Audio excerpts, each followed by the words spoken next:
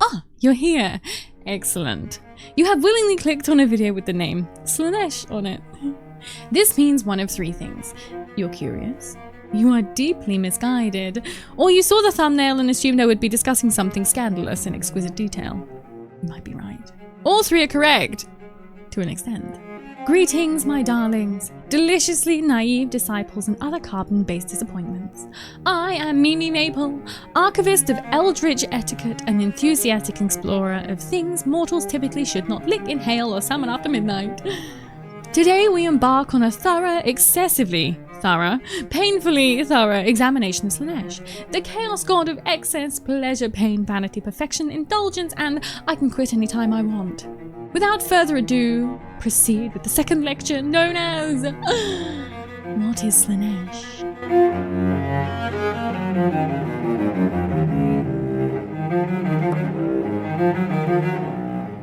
Now, Slaanesh is known by many names. The Dark Prince, She Who Thirsts, the Perfect One, the Prince of Pleasure, the God of Needs More Glitter Without Ritual. Now, most mortals refer to Slaanesh as he or she, though in fact, as they are an entity completely comprised of magical energy, Slaanesh has no true gender and no true form. Slaanesh is not just pleasure, Slaanesh is excess of anything. Perfection, beauty, art, obsession, violence, self-improvement, self-destruction, all-you-can-eat Cathay buffets with no supervision. Everything pursued past rational limits becomes Slaanesh, even studying their lore. So, if we must anthropomorphize a cosmic concept, Slaanesh is elegant, affectionate, cruel in a loving way, loving in a cruel way, and completely obsessed with aesthetics. Imagine someone who compliments your outfit right before stealing the look, then giving you helpful fashion advice. That's Slaanesh. Mortals fear Slaanesh, mortals desire Slaanesh, mortals deny Slaanesh. All three of these statements are correct simultaneously. To understand Slaanesh, one must understand the raw ingredients required to bake such a being. And yes, I did just compare the birth of a chaos god to culinary arts. I'm hungry, okay? Both require heat, pressure, emotional instability, and someone forgetting their limits. Long before the elves became the ethereal drama addicts we know today, the old ones created portals that allow magic to flow into the world. The old ones being the ancient, hyper-intelligent and near-omnipotent star-faring species that may or may not be reptilian in nature. Magic came in all flavors. Our beloved 8 winds of magic, unstable emotions, secondhand regrets, and psychic pollution. Imagine someone leaving emotional sewage running for a millennia. That's chaos. If the 8 winds of magic are good, then the chaos winds are bad. A perfect balance of harmony. Of course, perfectly balancing, completely unstable detritus cannot last forever. Introducing the elves. Because of course it was the elves. Elves were sensitive, talented, and seeing as they can live for 1,000 years, they are spectacularly bad at moderation. If an elf liked something, they would like it so much the universe took psychic notes. Over thousands of years, those notes fermented into chaos wine so potent it exploded. And from that detonation was born Slaanesh. The great psychic blast, known as the Great Cataclysm, really knocked the elves down a peg or two. It unleashed demons, corrupted the world, shattered continents, and destroyed civilizations. And it was entirely their fault. Which in turn made the elves throw the biggest existential tantrum in history. Eventually, they did beat back the forces of chaos by creating a magical vortex, siphoning all the magical energy which the demons needed to survive. Well done. All at the cost of the most important elf leaders in history, of course. I still can't go near Elf One, but I have heard certain nefarious races have been planning its downfall.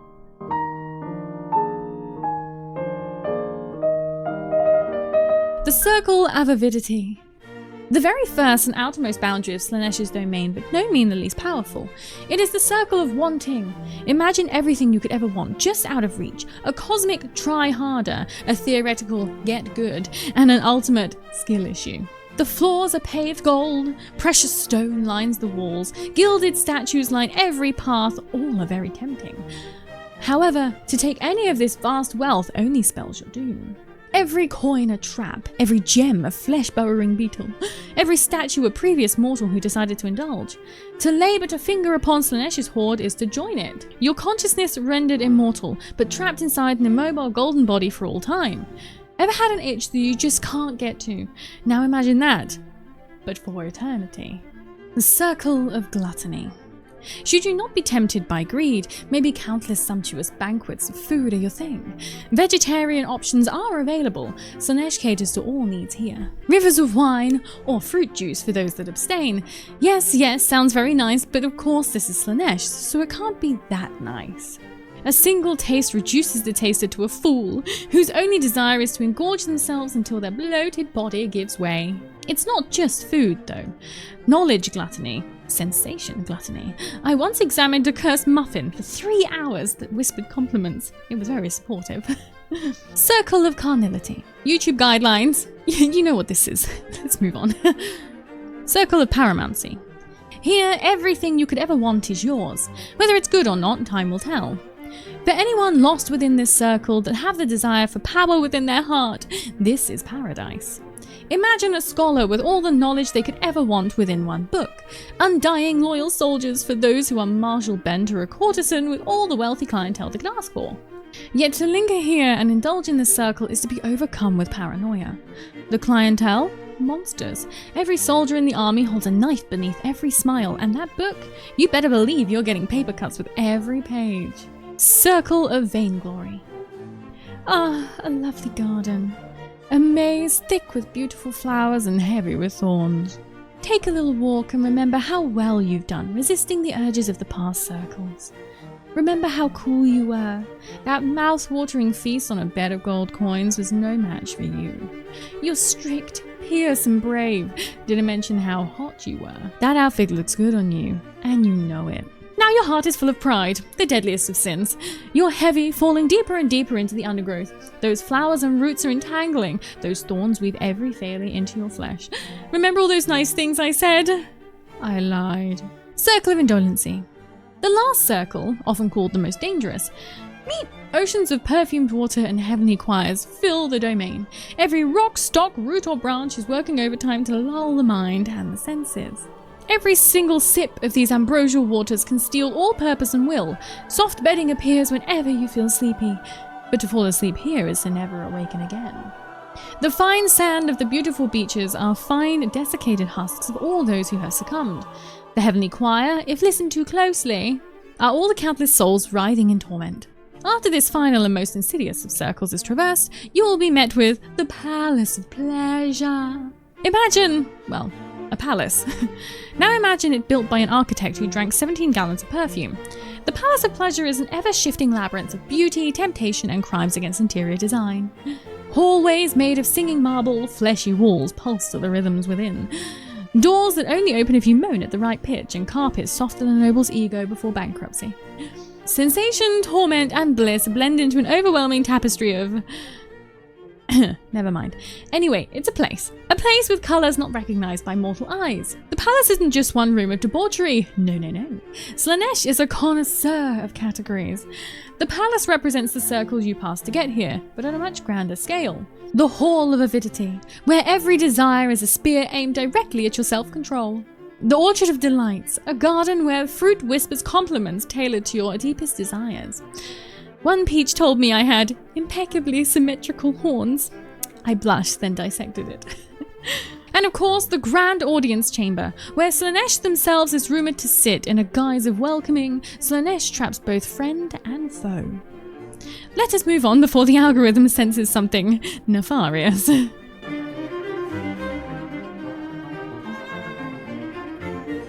Even though the elves fought back Slaanesh, some mortals have re-manifested themselves through acts of debauchery.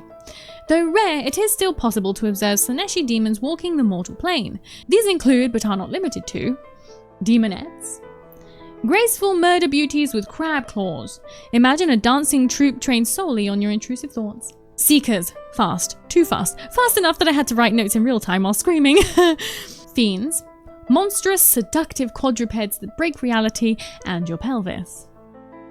The Keeper of Secrets. Slaanesh's greater demons, the elegant titles who weaponize whispering. Whispers so silky they bypass your ears and go straight to your poor gullible brain. The Mask. Cursed forever to dance. They once performed for 3 straight centuries without a break. I respect the commitment. I question the regulations. Nakari. Yes, Nakari. A keeper of secrets so ancient that they once attacked the elven pantheon itself. He battled Anarion. Yes, that's Anarion, the defender of Ulthuan, and survived. I do admire persistence, even if it's in the form of a shrieking, clawed embodiment of bad decisions. Azazel, once a mortal named Geron. Apparently he was a follower of Sigmar, the first emperor, before he pledged his soul to the Slaanesh. He traded his body, name and soul for fancy wings, claws and a dual-headed snake tail. Not that I blame him.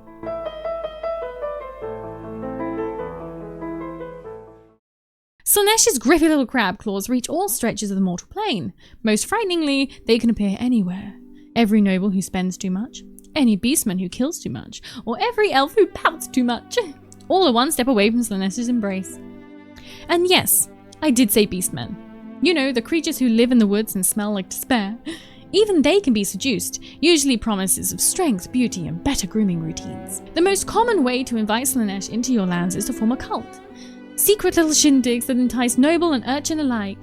Usually underground gatherings where rules are broken, rewritten, and occasionally eaten. To find a local cult of Slaanesh, why you would want to, I don't know. Look for a symbol like this. Mostly spirals, curved horns, elegant markings, and feelings you can't explain. Speaking of cults, here are a couple of beings who really put a tear in Slaanesh's eye. Sigvald the Magnificent. Ah, Sigvald. The poster child of narcissism, the man who once executed a servant for handing him a mirror from the wrong angle. He is Slaanesh's golden boy, literally. Blessed with perfect skin, perfect hair, perfect armor, and absolutely no self-awareness. One time a battlefield grew muddy from blood. He had his warriors carry him across the field because he refused to let the mud touch his boots. These warriors, by the way, are covered head to toe in mirrored armor so Mr. Golden Boy can see himself everywhere he looks. And this, dear viewer, is why Slaanesh loves him. T'Challa, the Denied One, a serpentine champion of Slaanesh who slithers into battle and into people's dreams. She has claws, venoms, hypnotic beauty, and the absolute audacity to flirt mid-combat. She once led an entire army astray simply by smiling at them. Now, the elves and Slaanesh have the unhealthiest relationship in history. It's like that ex you really shouldn't text, but always end up doing so. Dark elves. They flirt with Slaanesh constantly. Malekith, the leader of the Dark Elves, publicly denounces Slaanesh. Privately, he indulges all too often. In fact, certain Dark Elves love Slaanesh so much they formed the Cult of Pleasure. Led by Morathi, mother of Malekith. Yes, I know it's weird, but don't think about it. She is the inventor of poor life choices and the canonical embodiment of I Can Fix Him. Her cult almost destroyed Ulthuan from the inside. Elves should never be left unsupervised, I'm finding. Ever. High Elves. Tyrion says no, Teclis says absolutely not. The rest of Ulthuan try. Bless them. Wood Elves. Actually, I couldn't find many counts of Slaanesh and Wood Elves, but I'm sure they all taste the same. Please expand my knowledge in the comments. So why does Slaanesh even want elven souls? They burn brilliantly. As elves are 1,000-year-old drama queens, all those emotions get bottled up just waiting for their cork to pop. Their emotions produce top-tier psychic fuel, the caviar of souls. Khorne hates Slaanesh. Of course Slaanesh finds this adorable. Khorne takes ultimate pleasure in killing. However, if his followers take too much pleasure in killing, is that considered overindulgence? It's far too common for Khorne to lose his followers due to this. Nurgle and Slaanesh are complete opposites. While Nurgle wants stagnation and rot, Slaanesh wants beauty and cleanliness. Nurgle's followers often despise Slaanesh's due to their good looks and perfect personalities, not to mention the fragrance. Tzeentch and Slaanesh have endless rivalries over manipulation strategies.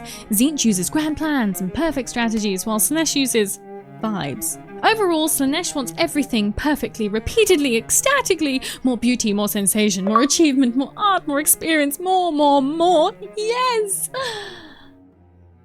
Self-control, self-control. We love self-control here. We value it highly. Self-control.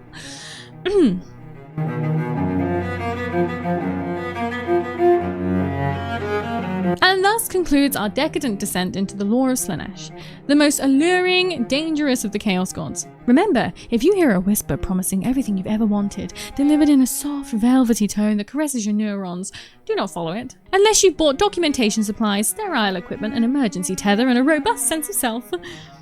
Thank you for indulging me. If you wish to indulge further, check out my other videos. As we've discussed, overindulgence is fun. Like, comment, and subscribe, and remember, rules are the bedrock of civilization. Excess is the frosting. Consume responsibly.